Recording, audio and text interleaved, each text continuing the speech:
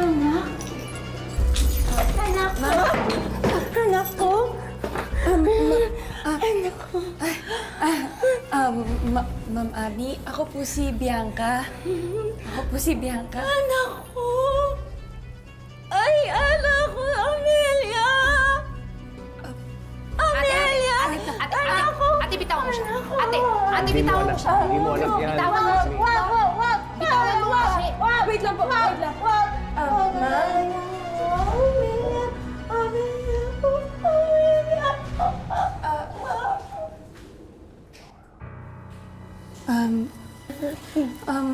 Ma'am, bakit niyo po ako tinatawag na anak? Malay ko. Baliw nga siya, di ba? Huwag mo nang pansinin. Ano ka ba? Slow? Sorry po, nagulat lang kasi ako. Sino yung Amelia? Anak niya sa pagkadalaga. Pero sobrang tagal na. Siguro kasing edad niya. Siguro yun yung dahilan kaya siya nabaliw. Yung si Abby. Si Ate Abby.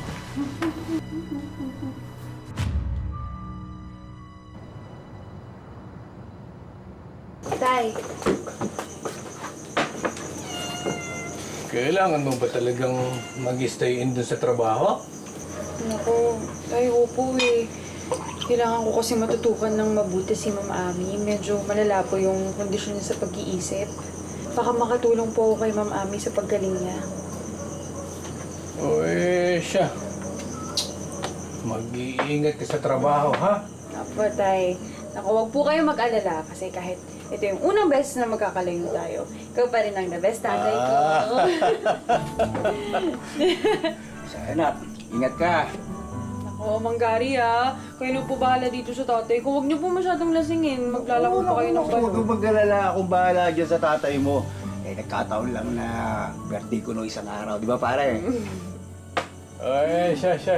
At baka mahuli ka na sa trabaho. Sige tayo, nasa. Manggari ha. Sige po, babay Bless, mo. bless. Bye, tay. Ingat sa biyahe. Sige, tay.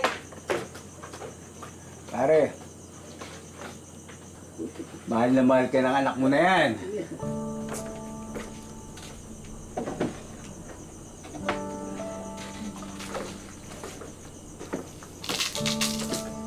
Kaya naman, mahal na mahal ko yung anak ko si Bianca.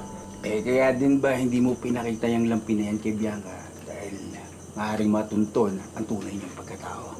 Hinanap ko naman ang totoong magulang niya, di ba pare? Alam mo yun. Umpisa nung palagaan sa akin si Bianca. Gabi-gabi tuwing magtitinda ako ng balot, nagtatanong-tanong ako baka sakaling may nakakakilala sa bata. Kaya itinuring mo siyang parang tunay mong anak? Ganun na nga pare. Pero kung sakaling dumating ang panahon na makilala ko ang tunay na magulang ni Bianca, hindi ako magdadamot. Ipapakilala ko siya.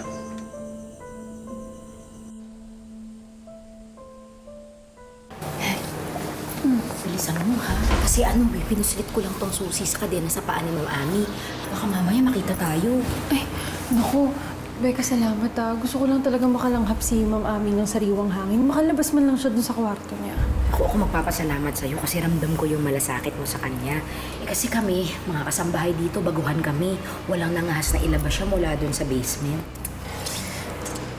Alam mo, hindi kasi gagaling si Ma'am Ami kung itatrato siya na parang preso. Ma'am? Ma'am Ami? Ayun siya, may hawak na ano. Ma'am Ami? Naku! Huwag niyo po kami papatayin. Ma'am Ami! Ma'am! Saglit lang po!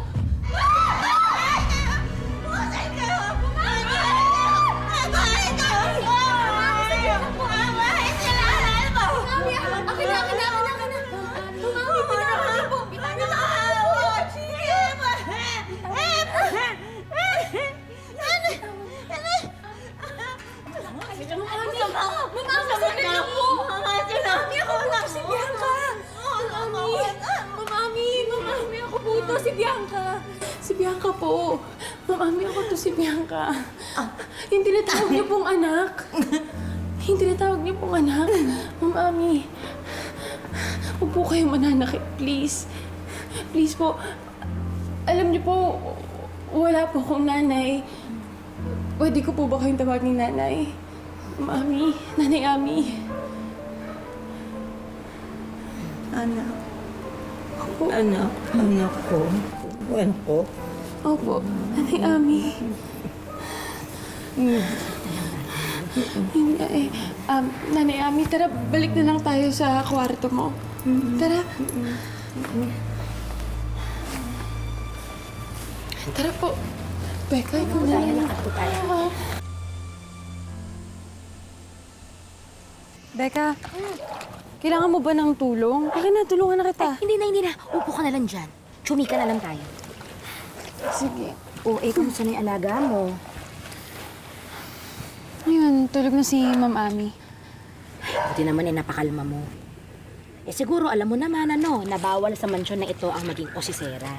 Kaya wala rin kami masyadong alam dyan kay Ma'am Ami. Pero nakakatakot siya kanina, no? Grabe, galit na galit siya.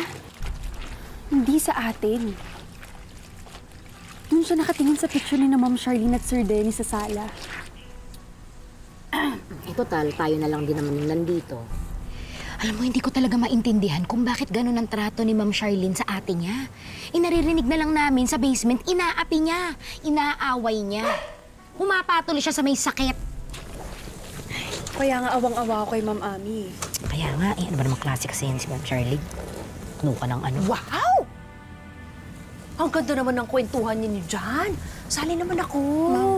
Tanungin niyo ako ng diretso, sasagutin ko kayo. Sige, game. Wala? Walang tanong? Alam ko na.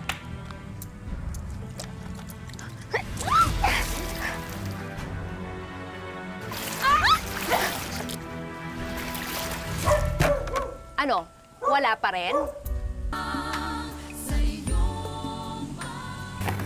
Alam niyo po ba,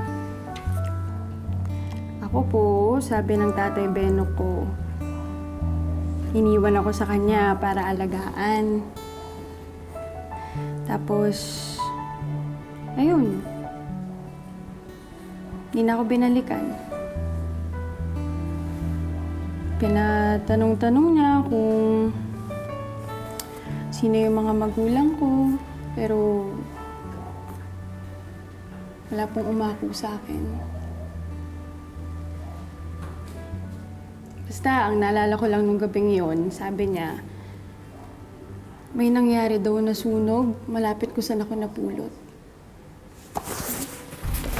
May sunog.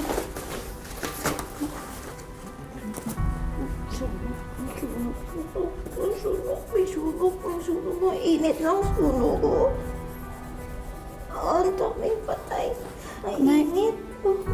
Sunog ko. Ano pong sunog? Anong... Sunog dito. Baby ko si Amelia. Po? Amelia. Ano po nangyari kay Amelia? Anong sunog? Sunog. Ang init. Ang init. Init. Init.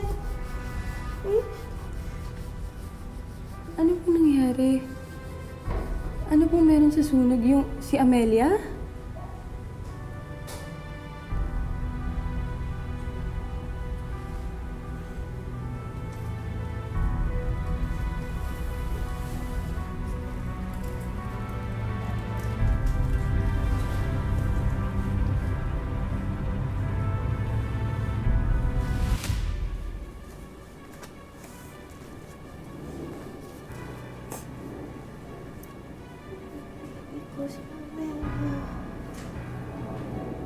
Namatay po ba sa sunog si Amelia? Yung anak niyo?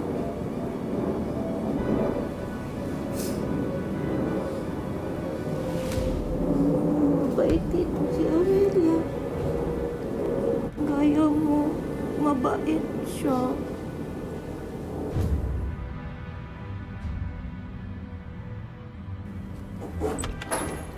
Ano yan?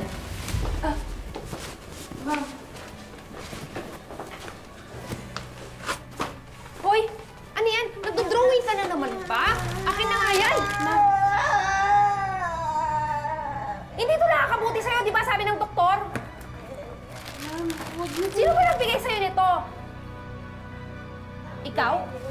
Ikaw nagbigay sa kanya nito? Tumahimik ka! Ma'am, tama na po. Ma'am, baka nga po makatulong yan kay Ma'am Ami para mailabas niya yung mga nararamdaman niya. Wala kang alam! Nandito ka para mag-alaga ng baliw. Ano ba akala mo? Mapapagaling mo yan, ha? Ma'am, gusto ko lang naman po matulungan yung ate niyo. Makatulong? Tulungan siya? Eto, gawin mo. Umalis ka kasi tapos na yung trabaho mo dito. Lumabas! Lumabas ka na! Ako na bahala dito!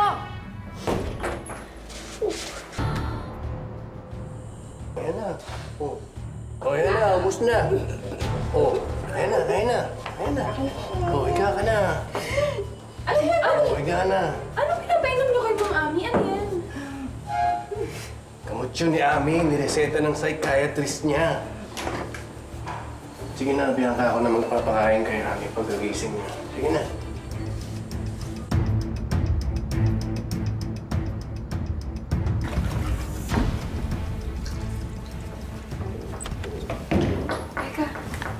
Ano nangyari sa kanya? Teka, tingnan mo. Tingnan mo mabuti. Ganyan na naman siya. Beka, hindi ko talaga maintindihan kasi kahapon, nakakausap ko na siya ng maayos. Tapos ngayon, nagkaganyan na naman siya. Hindi ko alam kung ano nangyayari.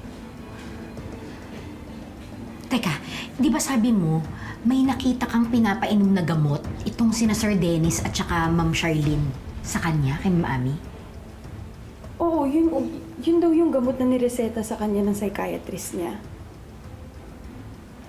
Beka, di ba pinapacheck up naman ng regular si Ma'am Ami sa doktor? Naku, kahit isang beses, hindi pa namin nakitang inilabas. Beka, parang may maling nangyayari sa mansyon na to.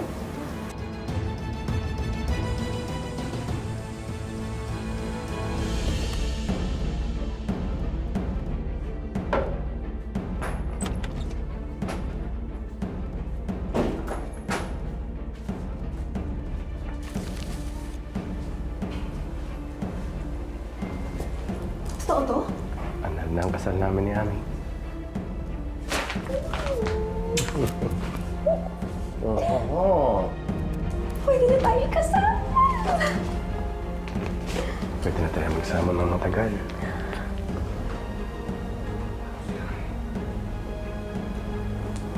Paano si Ami?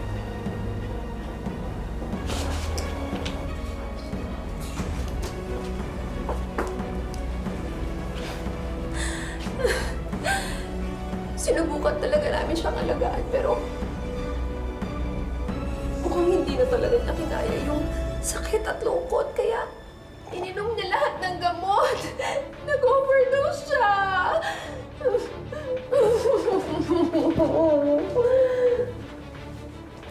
Okay na ba yun?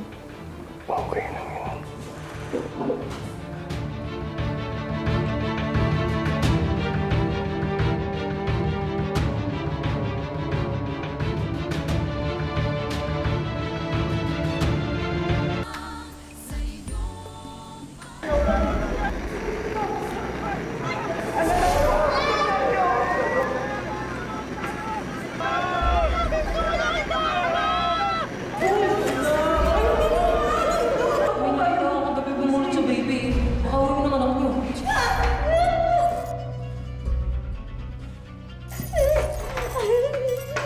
Sasagipin kita, anak! Sasagipin kita! Sasagipin kita!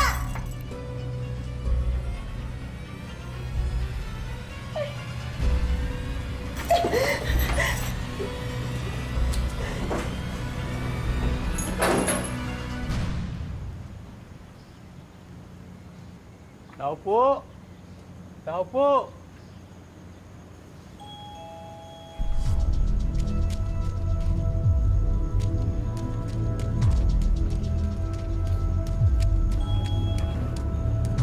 Ma'am, ito ba? Ma'am! Ma'am! Ayos lang po ba kayo? Ha? Ayos lang kayo? Oo. po, yung anak ko kasi nahanap ko siya. Nasunog kami kagabi, sunog. Wala, yung anak ko, hanap mo. Opo. Hanapin mo anak ko, nakita mo, tingnan mo, kita mo. Ma'am! Hanap ko yun. Nay, paano ka nakalabas, Nay? Hanap ko yung anak ko, baka nakita mo, nakita mo. Nakita mo. nandito, Nay. Nakita mo siya, yung baby ko. Ang baby ko, pakahanap po ba? Kala niya, Meya. Nakita mo po ba siya? Sandali lang, hanapin ko anak ko, sandali. Nay, pasensya na. Salamat sa pagkain, pero kailangan ko kasi tutukan si Mama. Mamaya, magpapaalam ako na uwi ako. Nay, tara na, pasok na tayo. Nay, patulungan naman ako. Tulog kasi. Tara na, Nay.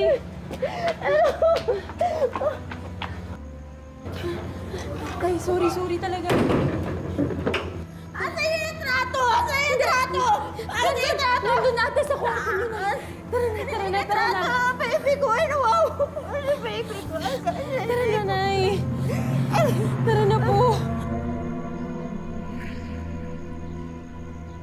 Nang makita ni Benok ang larawan ng baby ni Ami, napansin niyang ang lampi nito at ang lampi ng sanggol na si Bianca noon ay mukhang iisa.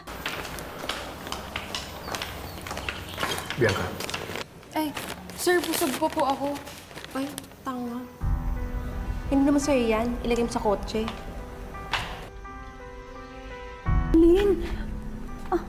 Ikaw nga. Ang laki na ng pinagbago mo, ha? Sir Dennis, kailangan ko lang po kasi ng pera dahil may sakit ang asawa ko. Bilang matagal naman po akong nanukulan sa inyo, naisip kong baka maintindihan niyo ko.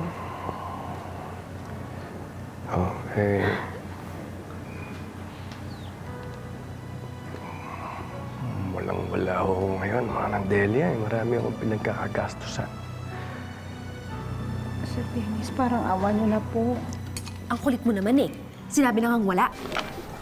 Ikaw, alika na. Charlene? Sir, pasensya na po, mauna na po kayo. Bibili lang po ako ng pagkain ng tatay ko. Mag-isa na lang po ako. Sige, Bianca. Sir.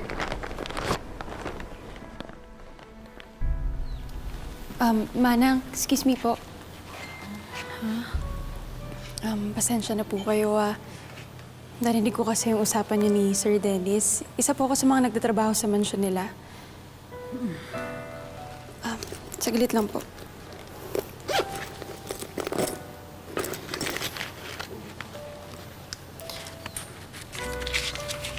Ito po. Pasensya na po, maliit lang pero sana po makatulong po sa inyo. Di naman na po kayo siguro iba dahil parehas naman po tayo ng pinagtrabahuhan. Ako, Iha, oo, malaking tulong ito. Huwag ka mag-alala, ha? Pag nagkapera ako, pupunta ako ng mansyon, bibigay ko sa ito. Naku, wag niyo na pong isipin. Okay lang po. Nahiya naman talaga akong humingi ng tulong kay Sir Dennis, eh. Mabait kasi sa amin si Ma'am Ami. Kaya lang, yun na nga. Nag-abroad. Sana nga makabalik na siya. Hope? Si Ma'am Ami, paano pong nasa ibang bansa? Noon pa man din, talagang sub-sub na yun sa trabaho, eh. Kaya talagang hindi kami nagulat nung mag-abroad siya. Yun lang, iniwan yung asawa na mag-isa. Mag-asawa po si Sir Dennis tsaka si Ma'am Ami? Oo naman. Eh, yun nga lang. Ngayon, kasama na si Charlene. Eh, si Charlene, dati lang kasambahay, kagaya ko. Bakit nga? Sila na ba?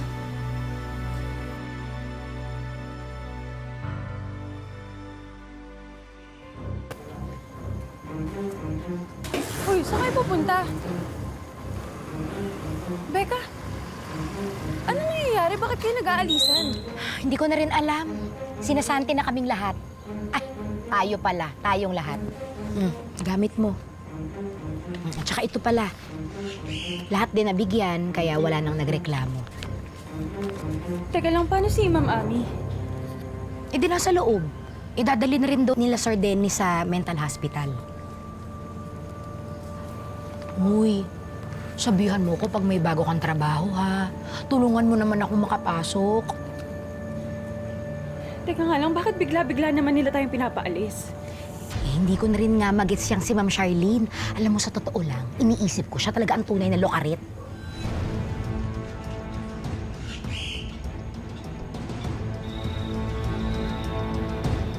Anak, totoo bang nawawala ng anak si Ma'am Ami kaya siya nasiraan ng bait? Yun po yung pagkakaalam ko. Palagi po siyang nag-drawing ng mga bahay niyang susunog kasi doon daw nawala yung anak niya. Bakit tayo?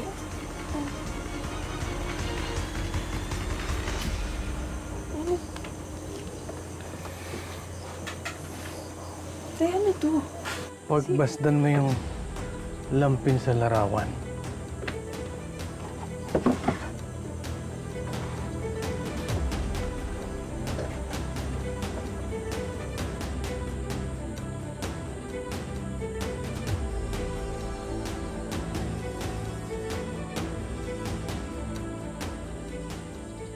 Tay, ito yung lampin na nandito. Yan yung lampin na suot mo nung mapulot ka. Doon sa squatter na susunog malapit sa tinutuluyan ko.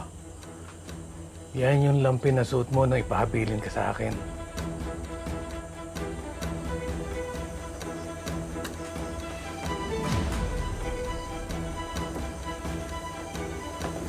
Tay,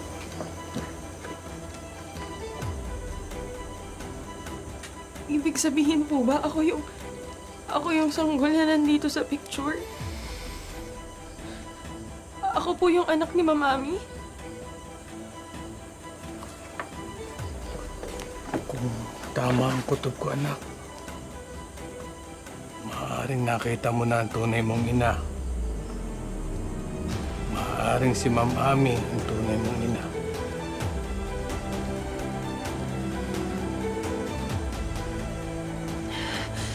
Tay Benok, ibig sabihin lalong mas may dapat akong gawin.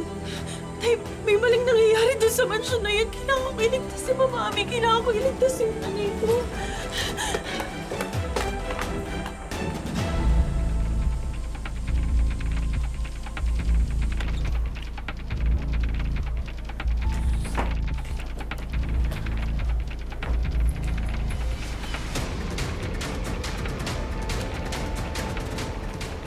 Nay. Nanay. Nay.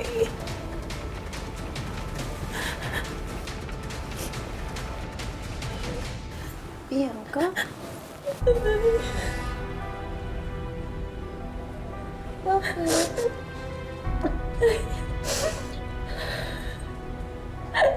Bakit?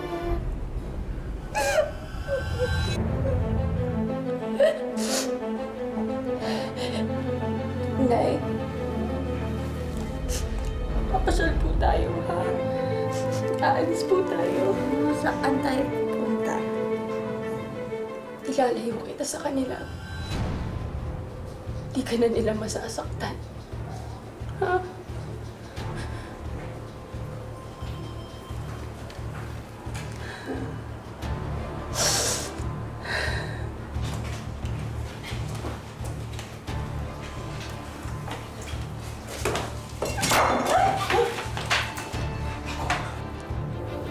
Ano yun?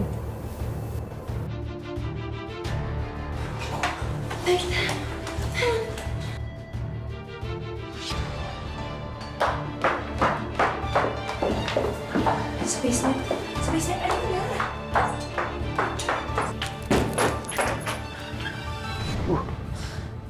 Nawala yung baliw.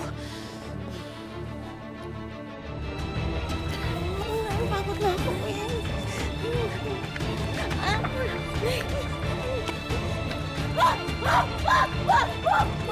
Okay lang po. Huwag ka, Mary. Huwag ka, Mary. Ililigtas mo. Taguan tayo. Taguan. Ngayong nawala na si Ami sa mansyon, babalik na kaya ang kanyang katinuan? Ano kayang paghihiganti ang gagawin niya at ni Bianca kaila Dennis at Charlene? Abangan nyo yan sa susunod na Sabado sa finale episode ng 5th Anniversary Special ng Tadhana. Mga kapuso, ako po si Marian Rivera.